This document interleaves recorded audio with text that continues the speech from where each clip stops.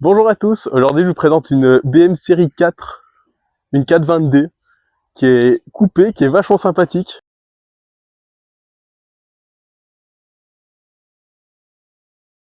Un véhicule de route, de sport, de circuit, qui est très polyvalent, qui a une garde au sol assez haute.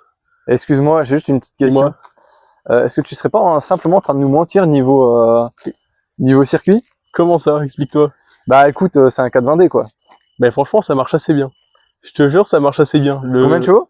185. 185. Et tu connais le poids? 1 tonne 8. Bon c'est assez lourd, c'est dommage. Ok. BMW aurait pu faire un petit effort sur le poids, mais franchement Ouais, effectivement, les freins m'ont l'air sous-dimensionnés par rapport à la catégorie de véhicule. Mais ça marche. Tu as par exemple des petites infos concernant le véhicule, ce qu'il est, pourquoi, quelle année. Alors, c'est une BMW de 2015 qui est équipée d'un mode sport qui était une option à l'époque, qui l'est plus, je pense, maintenant. Enfin, mode sport turbo qui charge beaucoup plus tôt. Okay. Je recommande. Ok, tu recommandes sous quel avis? Qu'as-tu possédé dans ta vie comme véhicule? Ah, j'ai pas eu beaucoup de choses. Hein. J'ai roulé avec beaucoup de trucs, mais j'ai pas eu beaucoup de choses perso. J'ai juste une Civic de Lancet qui marchait pas top. Ah, c'est pas top? Non, mais j'ai roulé avec plus de trucs. Et en comparaison, ça marche bien. Ok, juste me permettre d'ouvrir.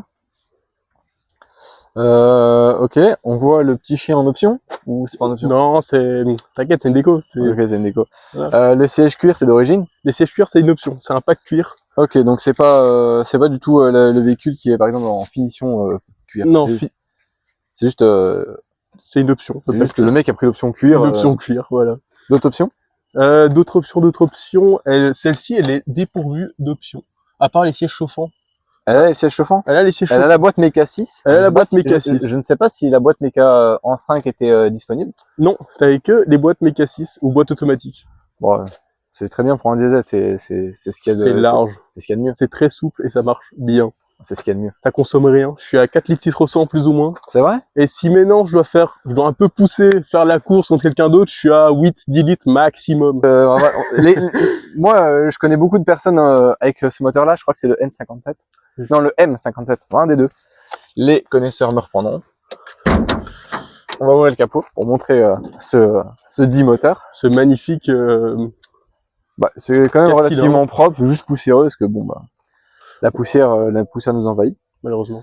Mais je sais que ce moteur est très aimé des gens qui veulent faire des préparations à pas cher, parce qu'il possède une capacité à prendre des chevaux bêtement. Genre là déjà c'est un 420, il a 180 chevaux, c'est un 2 litres diesel. Il y a des mecs, ils font des belles prépas avec. Bon, le plus intéressant c'est d'avoir un 418D, parce que là tu prends 220 chevaux, t'as rien fait. Mais je sais que tu peux reprendre 220 chevaux, donc 40 chevaux de bénéf sur ce modèle-là. T'as pas encore mis de downpipe, t'as pas encore mis de gros turbo hybride, enfin t'as rien mis. Et t'as déjà 220 chevaux rien qu'avec un stage 1. Ce qui est plutôt très avantageux pour un véhicule aussi gros, 220 chevaux serait cool. Mais juste le problème, je pense que c'est vraiment les freins. Les freins sont pas adaptés. Ah, ils m'ont l'air petits. Ils sont très petits par rapport au véhicule que c'est. C'est dommage. Oui, mais c'est un très beau véhicule. Tu peux nous ouvrir le coffre malgré qu'il soit rempli? Ouais, il est plein de bordel le coffre. J'ai rien rangé. C'est pas grave. Voilà. Mais c'est un coffre qui a une capacité de 480 litres. Il a l'air très profond. Oui, c'est 480 litres quand même. Et la grand coupé, ce qu'ils l'ont fait en grand coupé, c'était 510 litres, je pense. Dis-nous, c'est quoi la différence entre le grand coupé et le coupé? Alors ici, on a le coupé qui se finit comme un coupé. Okay. Et la grand coupé qui est, je pense, de mémoire, je suis pas certain à 100%, mais qui est plus ou moins 15 cm plus haute et qui est vachement plus droite. Ok, un peu une GT en fait. Comme c'était quoi, les séries 3 GT? C'est ça. Ok. La grand coupé est plus une routière qu'une sportive. Ok, oui, on imagine le poids. On frôle vraiment quelques kilos près les 2 tonnes. Ouf. C'est dommage. C'est très lourd pour une série 4. Oui. Déjà que c'est lourd en soi. À titre de comparaison, à 500 kilos près, c'est un Range Rover. Ah oui, d'accord. Ok. C'est pas mal. Mais en tout cas, la couleur noire lui va bien. On regrettera les jantes noires. on regrettera vraiment ce détail. Bien sûr. Mais par contre, je vois qu'elle est pourvue quand même des xénons. Oh oui. Donc je ne sais pas si ça fait partie d'un pack. Je pense que c'est d'origine. Oui, c'est 2 séries. Mais est-ce que... il me semble que les séries 4 ont eu des feux pas xénon. Alors peut-être les séries d'avant, enfin les versions d'avant, mais celle-là, je ne pense pas. Je peux me tromper, mais je ne pense pas. À mon avis, tu te trompes. C'est possible. Parce que il me semblerait que les Xénon n'étaient pas vraiment de série à cette époque-là, parce que j'ai encore vu pas mal de véhicules de ces années-là sortir sans. Après, c'était des séries 1, série 3, mais la série 3, c'est qu'une série 4. Il fallait qu'ils mettent un badge et une gamme sur un coupé, ils l'ont fait. En soi, c'est une série 3. Hein. Oui. Personne n'est bluffé par ça. C'est une série 3 un peu en bourgeoisie, on va dire. Alors ce qu'il faut retenir, c'est très coupleux, peu de consommation, assez confortable, Ok. très polyvalent. Ça a une hauteur assez haute pour une sportive, donc elle est quand même assez haute. Et franchement, ça marche très très bien, je recommande.